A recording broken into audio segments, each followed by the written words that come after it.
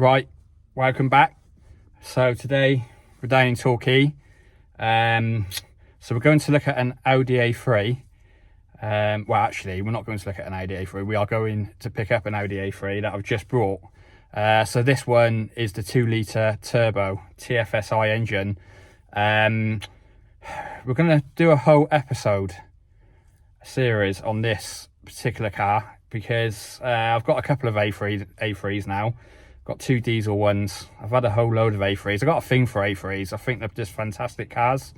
You can't beat German technology, engineering. So yeah, we're down in sunny Torquay. We're going to go and pick this car up. When I get it back to the workshop, I will do a video of what we got.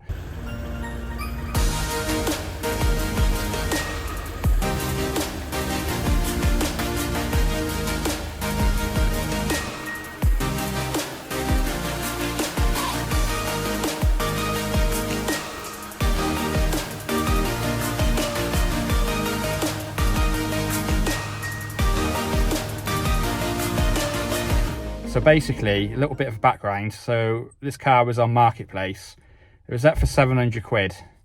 I went and had a look at it first, and then had a little ponder on it. And then I got back to the guy and offered him 500 quid for it. He took the 500. I'm not going to go into too much depth now, because I want to do it whilst I'm walking around the car. But first, I've just got to get it back to the workshop. But yeah, I got it for 500 quid. Now, the engine's been rebuilt. I will say that. The bottom end's been all rebuilt, which I have proof of, which is good. So I know the car's worth 500 quid in bits, if you know what I mean. It's got an intercooler on it. I can't remember the make of it. I'll have to point out on the next episode. But the intercooler alone's worth 250 quid.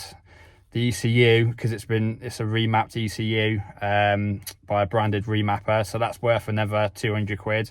So there's 450 quid there just in bits.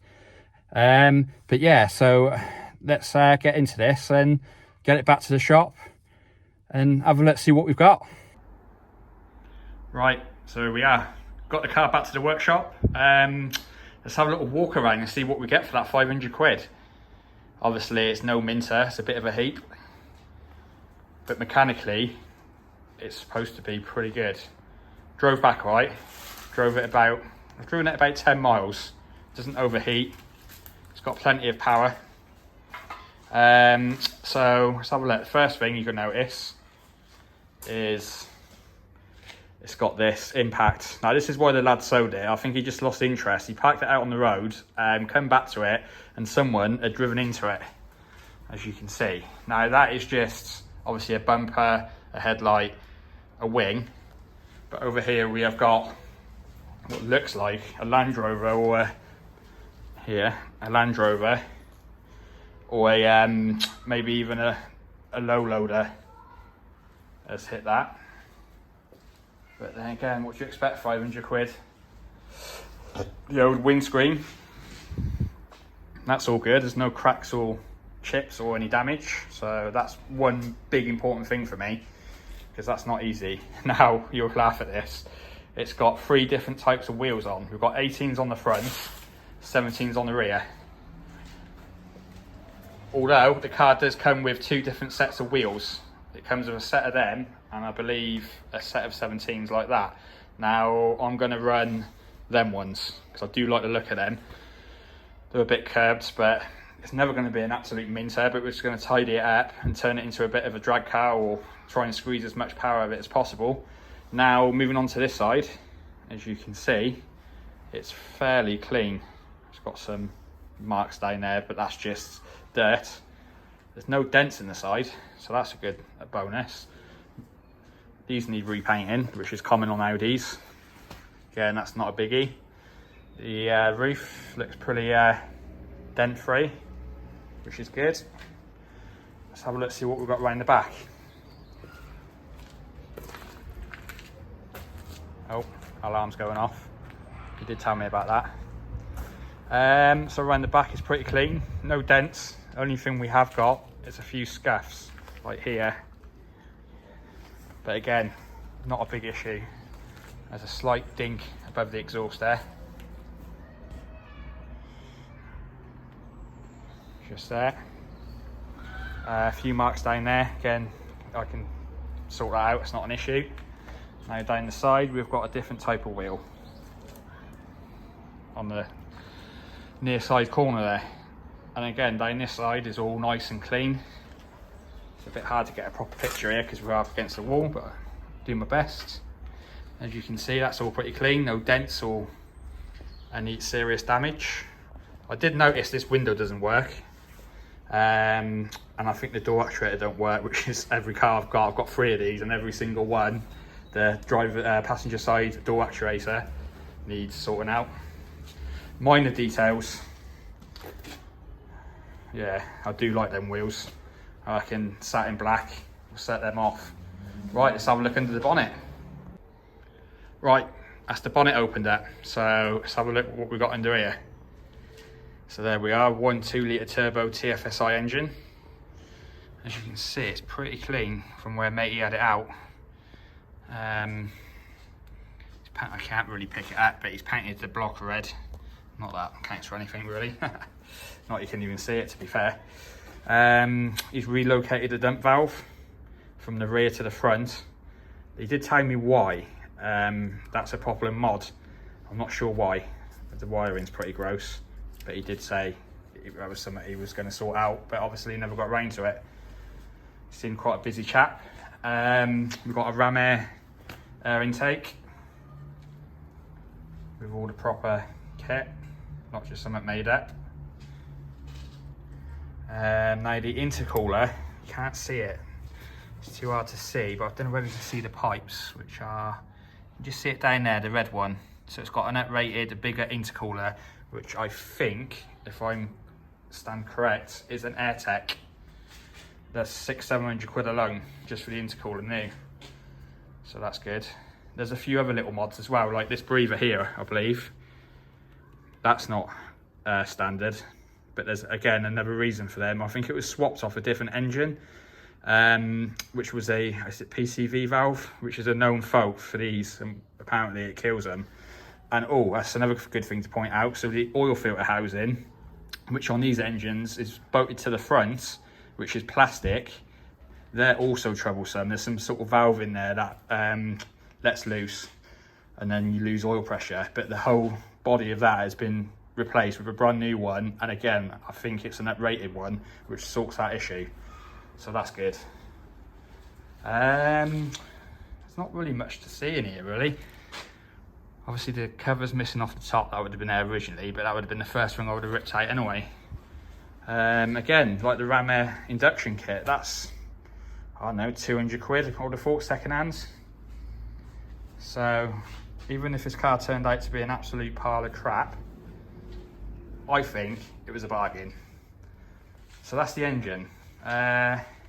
What's it got? Oh, that's worth pointing out. So it's also got a retuned ECU, which is 260 brake, supposedly. But it was mapped, the actual ECU is from a proper mapper, not just Joe Blogs.